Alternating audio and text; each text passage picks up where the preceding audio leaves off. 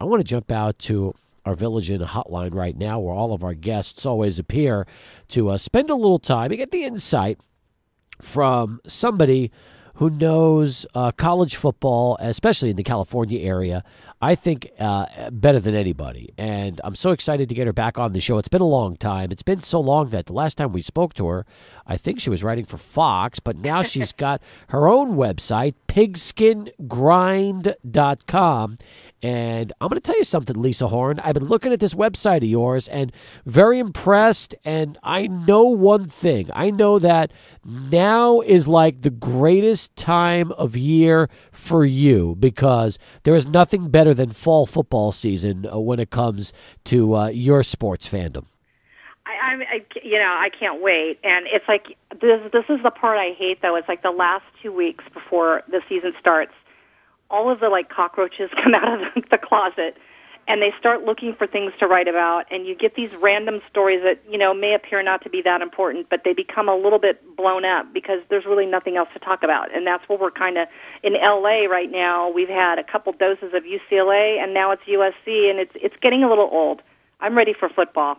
The hashtag Sark After Dark is just perfect. It you really like is. I love that. I think that's great. Yeah, a lot of people don't, Pac-12 After Dark. It's pretty big out here. I don't know if it's hit national, but the Thursday and Friday night games on the Pac-12 network are phenomenal. And Yep. you end up staying up to 1:00 in the morning watching them if you're east of the Mississippi. But yeah, Sark After Dark. I mean, what else do you call what happened? And the question is this, and this is what we were going to ask you as we're getting you on the show today, is before this whole thing went down last Saturday, have fans in Southern California been pretty happy with Sarkisian, at least thus far, regarding his coaching stint at USC? I wouldn't use the word happy. I would use the word, just from me talking to a lot of boosters and a lot of alumni, I would say the word is more, let's wait and see. Because he had a reputation, the 7-win Steve, his nickname Siete Steve, and he wasn't Hayden's first choice after Kiffin was terminated. He was not, and I think USC fans have always felt that because it's USC, no matter who they go after, that person should automatically want to come and coach down at USC. But USC was still under sanctions, and it a couple of years ago, it wasn't really the pristine job that it probably will end up being. But for now, USC's still kind of stumbling and fumbling through, a lot of the Kiffin problems that with the deflated balls and this and that. And then in Sarkisian last year when he called Hayden down to the field over, an officiating call, it's these minor little things that are bothering the fans. So I don't think they're necessarily on board with Sarkisian, but they're definitely on board with the team. Well, the team is expected to be one of the better teams in college football this year. And, yeah. We always say winning cures everything. Although in this particular situation, the question is this. And we were talking about Sarkisian's, I guess, maybe he's got an addiction. I don't know. SportingNews.com mentioned that he was known to drink after games like a lot of coaches do. But then this whole thing comes on Saturday. And I guess when you go out and in public, put something out when you kind of embarrass the program, your athletic director, the team, that's where it gets a little scary. And, you say to yourself that if he really does have a problem, well, he's got to get it fixed. And it's hard to do that when you're trying to coach a team that's expected to be a top 10 club in college football this year. It is. And there's several aspects to this whole thing. I mean, there is a drinking culture with college football, and I wrote about it. I mean, fans get drunk at games, and but we don't expect our coaches to. Right. Although, if you go back to the 50s and the 60s, coaches drank a lot. They smoked and they drank. I mean, back in the 50s, Bobby Lane used to smoke cigarettes in the huddle for Detroit Lions. He was a quarterback. So, the perception of football has changed, of course, over the years. We're more politically correct. And a lot of people feel like, if Sarkisian does have a drinking problem, as long as he keeps it out of the public, I don't think a lot of people have a problem with it, although they probably would like to see him get help. I think a lot of people also think if you have to ask yourself if you have a drinking problem, then you probably do have a drinking problem. Now, when this first happened, my first thought was, please don't go with the Namath excuse, like I was taking meds or I was on a low-carb diet or whatever he said when he kissed Susie Colbert. And he came out with that. And I was like, oh, that's kind of old. That's already been done. You need to get something new, fresher, a new excuse. How about, you know what? I had a bad day. I'm going to divorce. I tipped the bottle too much. I'm human. It won't happen again. You don't make excuses as far as what caused you to get inebriated. You say, hey, you know what? I'm human. I had a bad day. People are so forgiving. People are very forgiving, and they're going to get over it. You're right. We're talking right now again to Lisa Horne here on Sports Talk from her website, pigskingrind.com, talking about the Sarkisian incident. And it's interesting because a lot of the stories that are about Sark don't mention the divorce, don't mention all the stuff that's going on in his personal life that could very well be leading to this. And you're right. If he's honest with everybody, and, you know, for all we know, maybe he was. Maybe it really was this incident with medication and alcohol. I doubt it, but if he was to say, you know what, guys, I'm going through the toughest time of my life right now, and I made a really bad decision, and it's something that I just, you know, I do need help. I can't get it. I can't allow this to happen. You're right, because, I mean, 50% of the marriages end in divorce. I've had friends who've gone to divorce, and you know what? They did drink a little more. And you know what? The reality is this man, he had it all. He has a beautiful wife, adorable kids. I've seen them. And the reality is, in a couple months, if this ever becomes finalized, he's going to come home to an empty house and maybe see his kids 2 or 3 days a week, because in California, the wife usually gets custody of the kids. So his life is going to change. You know, for all we know, he got some bad news, you know, on Saturday. Or, you know what? Maybe he was taking an antidepressant because he's, you know, really upset over this whole thing. And, you know, you don't mix that with alcohol. I'm not going to go out on a limb and guess to what he took. It's frankly none of my business. But a lot of people do things without thinking. And then because of the society we're in and this cell phone, high technology, everything gets recorded. And like I said before, this has probably been going on for decades in college football. We're just now finding out about it. Same with recruiting violations. They've always happened. Now it's harder to hide it. It's really true. And it's not just coaches. I mean, and it's not just college football. I mean, you look back in the history of sports and you hear all the legendary drinking stories about Mickey Mantle when he was, the player in all of New York. You hear about the Babe and all these legends of sports, and yet they were a mess. But nobody had cell phone cameras, and nobody had TMZ and all these websites that are just looking for somebody to slip up where they could go ahead and then exploit them and get all their web hits. Exactly. You look at the NHL, the Stanley Cup, they're drinking beer on ice. You look at, when you win the pennant, they're popping champagne and squirting it all over themselves in the locker room. It's a drinking culture. So for people to sit there and act shocked, oh my gosh, there's liquor in the locker room. Now keep in mind, it was the coach's locker room, not the players. Okay, USC isn't that dumb.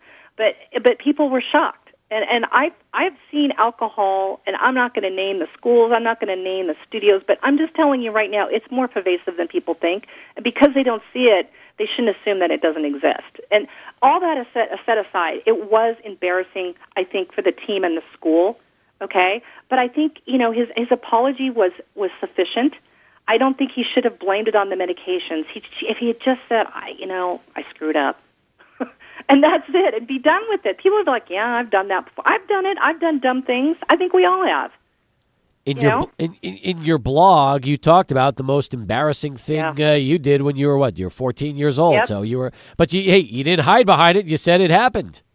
It did, but luckily there was no cell phone around to immortalize it and for me to have to relive it. I mean, this is something that, the Cuddy Sark jokes are going to be out there. We know it. We know the signs are going to be out there, but you know what? The signs are there anyway. Very true. Very true. And, so, and I don't think that the coaches really even pay attention to the signs in the stands. It's, you're in a crowd in front of 100,000 people. They're really not going to care if there's people who have, empty wine bottles, shaking them. Nobody cares. You know what people care about? At the end of the day, what's the scoreboard say? And that's where USC fans can really get, back on the bandwagon and say, hey, you know what, Sark, just get yourself, if you need help, get help. If you don't, let's get the season started. Let's beat Arkansas State. Let's beat Idaho, and then bring on Stanford and whoever else, and let's prove that this isn't going to affect us. And I think the team's okay with it. They all seemed like they were good with it. So I think USC is okay. It's just, we've still got, a week and a half, and the media is going to keep focusing on us. Is Cody Kessler, in your opinion, a legitimate Heisman candidate heading into his senior year? He is, and here's why. He doesn't have the cannon arm like Max Brown does. But what he does have is incredible game management. He also makes excellent decisions. If there's no one open, 99% of the time, he is literally going to throw that ball out of bounds and not even take the chance. And that's what I like about him. The other thing is, look at the talent that he has. He's got Darius Rogers, Stephen Mitchell, Juju Smith-Schuster. He's got so much talent that he can only succeed. There's no way he's not going to succeed. The only question mark, in my opinion, is can the defense, specifically the secondary, now supposedly it's supposed to be one of the better ones in the country, but can the secondary keep, the vertical game, the opposing vertical game to a minimum? And, and will they not be gassed in the fourth quarter? Because that was a big issue last year. The sanctions did affect the depth, and so they didn't get enough rest, and by the fourth quarter, they tended to give up big leads. So that's a big question mark. But offensively, they're great, and Kessler, he has the team. It is his team, and he's very accurate. I'll tell you this much: the Pac-12 is going to be awesome this year. It's going to be so much fun to watch, and I think what I'm really looking forward to is if these two teams live up to expectations, is seeing Memorial Coliseum late in the year when you get USC and UCLA hooking up. That's going to be a really good one because even though USC is not up to they're not up to 85 yet, scholarship players. They've been, the last 3 years that UCLA has beat USC, USC has been like in the low 60s for scholarship players. So the deck was kind of stacked against them. Not UCLA's fault, UCLA plays, this is the team they have to play. However, UCLA really, if they really want to prove that they own the town, and that's their hashtag TTOY, we own this town, I think that's what they call it. But they need to beat USC when USC is at 85 scholarships, because until they do that, in my opinion, there's going to be an asterisk. There really is. Will you be traveling to South Bend this year to watch the USC Notre Dame game? I probably will not.